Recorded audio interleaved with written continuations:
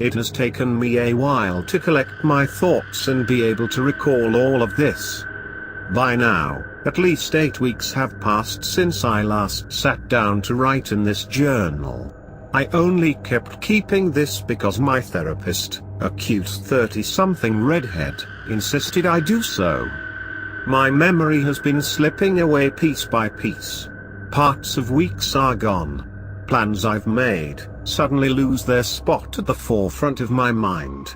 I started considering trying to do dream recollection and other methods to try and help sharpen my memory, but I can't even remember if I dream anymore or not.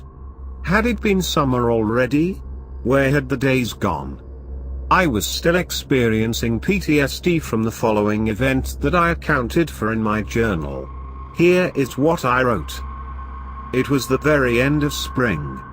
I remember it like it was yesterday. I moved to Pittsburgh from San Antonio nearly 6 months prior. Adjusting to the move and my new job as a chemist at the nuclear power facility out in Beaver County, I was still adjusting to things like the time change, the temperatures, although it had been an awfully pleasant spring thus far. That was all about to change, apparently. It was an average day in April, I'm not exactly sure of the date. It had been a Friday.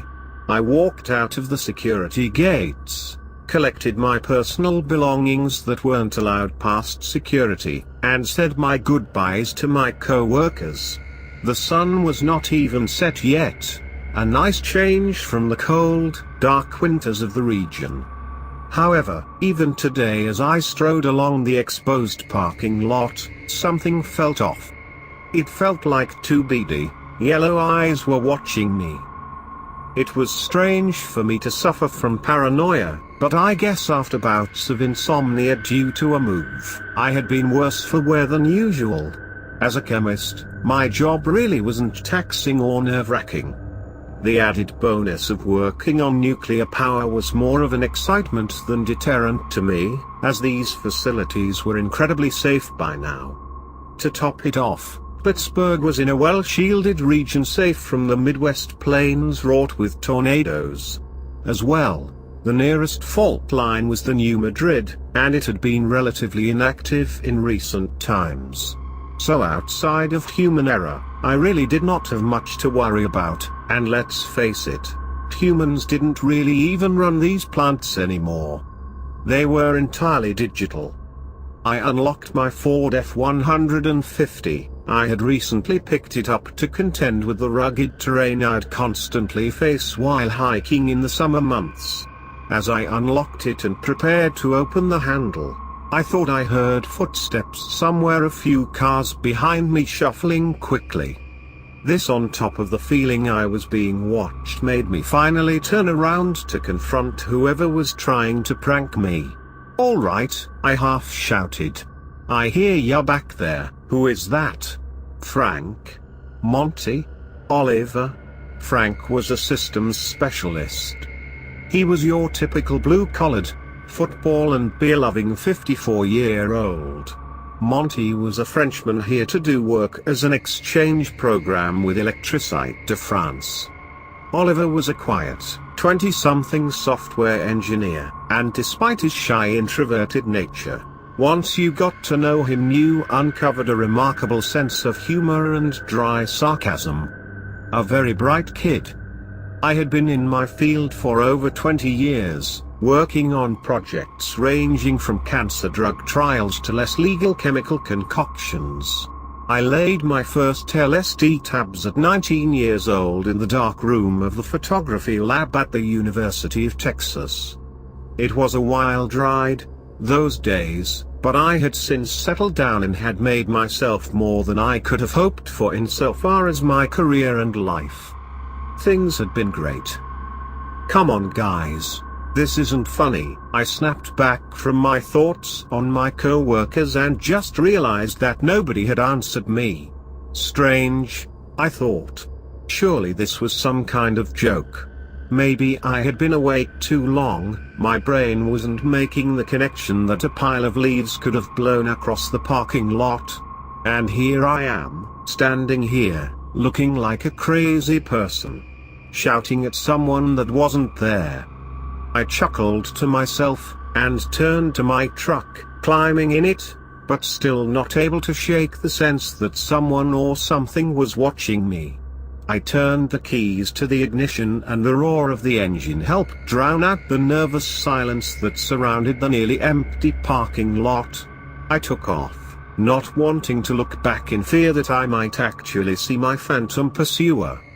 As I drove away, the feeling intensified, and as it did, the accelerometer needle crept higher and higher, as I sped home.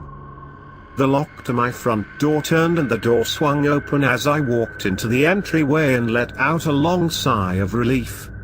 Home. The home was a small ranch house in an outlying township of Allegheny County, the county that Pittsburgh is located in. Directly southwest of the city, I could be to the various entertainment and sporting events in less than 15 minutes. On the other hand, I could escape to wild and wonderful West Virginia in about a half hour. It was a much better balance than the hot streets of San Antonio, and the even hotter surrounding deserts. My ranch had 3 bedrooms, 2 full baths, a nice sit-down kitchen with an island and a smart fridge, a connected dining room, and adjoining living room. With no upstairs, I slept, worked, ate and bathed all on the same floor. I had laundry and laundry chute in the basement, as well as an additional TV and futon for guests who had maybe had one too many drinks at my place. I hadn't thrown a party yet, but now that I had begun to get to know my co-workers, I was planning on it soon. I checked the back door, which led off my dining room, and looked into my backyard. Nothing. Just a white fenced-in yard, surrounded by overgrown vines, and trees in the connecting yards. Behind the fence and directly behind my house was a vacant lot, and on the other side of that woods that stretched all the way down to Washington County. So, in essence, nothing. If anything were to happen, it would have probably been traveling for miles, I thought to myself. By the time it gets here from Washington, it's just going to want to take a nap. I plopped down on the sofa in my living room, mouth half ajar as I prepared to slumber off for the night and the weekend to come. The TV turned on as I flipped the remote, and turned to one of the local news channels. I had caught the story just in time, as the anchor feverishly scoured through the teleprompter. Reports have been sporadic and sketchy from various residents in the area, but one eyewitness had this to say. I gulped, thinking back to the feeling of being watched in the parking lot, as a man in a John Deere hat, with a beer belly and wife beater took frame in the camera. He began to speak to the off-screen reporter saying, "All I know is it was big. It had these sharp, white teeth, and when it saw you it would hiss like a rabid, wild animal. But it walked upright, you know. Like it was a man. But it definitely ain't no man. It was furry, almost like it had a full coat of a bear or a black bear, but it definitely ain't no bear.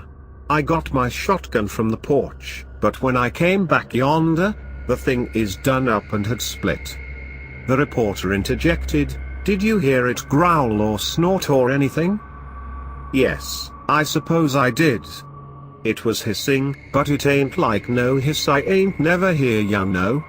It showed dem pearly sharp teeth done split up and vanish into thin air." The uneducated response was kind of humorous, but I wasn't really in a laughing mood at this point. "How did you know it was out here?" Obviously a pre-canned question by the reporter, as it rolled off the tongue perfectly in the next breath. "Yeah, see, that's the weird thing. I'm not sure what it was, you call it some sort of sixth sense or something, but I just felt like there was something out there.